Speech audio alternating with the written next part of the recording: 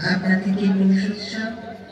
আপনারা যারা এখানে উপস্থিত হয়েছেন সবাইকে আমাদের সুরের ধারার এবং আমার নিজের পক্ষ থেকে আন্তরিক কৃতজ্ঞতা।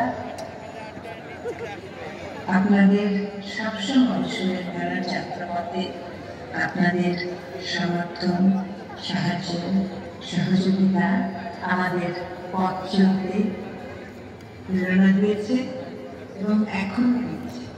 এবং আমি বিশ্বাস করি, দৃঢ়ভাবে বিশ্বাস করি যে আপনাদের আমাদের প্রতি যে ভালোবাসা, যে অকুণ্ঠ সমর্থন, যে সহযোগিতা, এটি ভবিষ্যতে আমরা পারব সুরের ধারা কর্মকাণ্ডকে এগিয়ে নিয়ে যাব।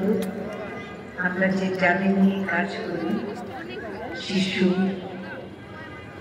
সুবিধা বঞ্চিত শিশু এবং সাধারণ সঙ্গীত প্রেমী, সংস্কৃতি সচেতন ছাত্রছাত্রী, তাদের অভিভাবক সবাই সুরের ধারার এই কর্মকাণ্ডকে এগিয়ে নিয়ে যেতে এতদিন যেভাবে সাহায্য করেছে, সহযোগিতা করেছে, যে অব্যাহত থাকবে।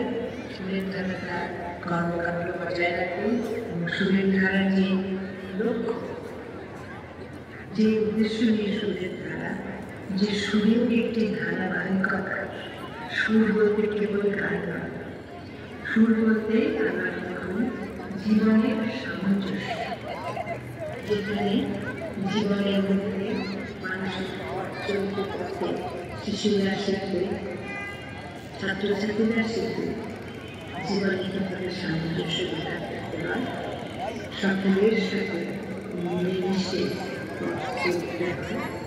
ভালোবাসা, স্নেহে, সহযোগিতা, সে কাজটা আমি ভবিষ্যতে চালিয়ে যেতে চাই এবং আমি বিশ্বাস করি যে আপনারা আমাদের সাথে থাকবেন, আমরা আমাদের কর্মকাণ্ড চালিয়ে যাব।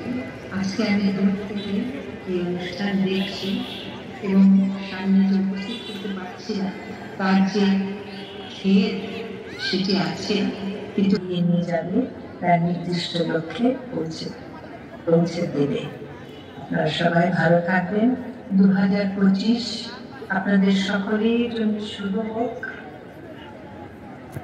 এই নতুন বছর আমাদের জন্য মঙ্গল বয়ে নিয়ে আসুক, আমাদের চারপাশে শান্তি বিরাজমান থাকুক।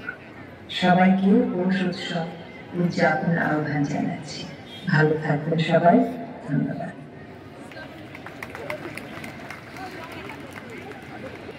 অসংখ্য ধন্যবাদ আমাদের সকলের প্রিয় দিদি ডক্টর রিজওয়ানা চৌধুরী কন্যাকে। এবারে